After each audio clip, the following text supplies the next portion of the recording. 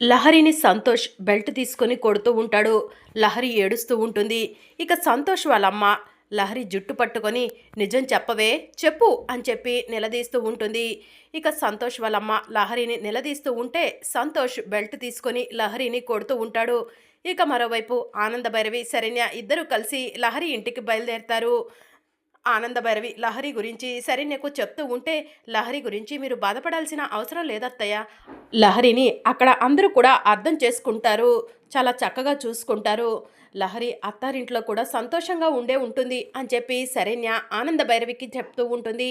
ఇక లహరిని సంతోష్ సంతోష్ వాళ్ళమ్మ ఇద్దరూ కలిసి కొడుతూ ఉంటారు. ఆ సమయంలో ఆనందభైరవి కారు వెళ్ళి సంతోష్ వాళ్ళ ఇంటి ముందు ఆగుతుంది.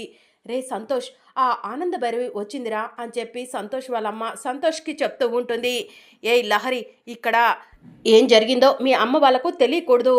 నీ ఒంటి మీద రక్తపు మరకలున్నాయి. అవి ఏవి కూడా మీ అమ్మ వాళ్ళకు కనిపించకూడదు. వెళ్ళు అని చెప్పి సంతోష్ అంటూ ఉంటాడు. ఇక శరణ్య ఆనంద భైరవి ఇద్దరూ కూడా కాలింగ్ బెల్ కొడుతూ ఉంటారు. కాలింగ్ బెల్ కొట్టినా కూడా డోర్ ఓపెన్ చేయకపోవడంతో అమ్మ లహరి డోర్ ఓపెన్ చేయి అని ఆనంద భైరవి అంటూ ఉంటే, పిన్ని గారు డోర్ ఓపెన్ చేయండి అని శరణ్య అంటూ ఉంటుంది. అప్పుడే లహరి చీర కొంగుతో ముసుగు కప్పుకొని ఇంట్లో నుంచి బయటకు వచ్చి ఆనంద భైరవిని హగ్ చేసుకొని ఏడుస్తూ ఉంటుంది.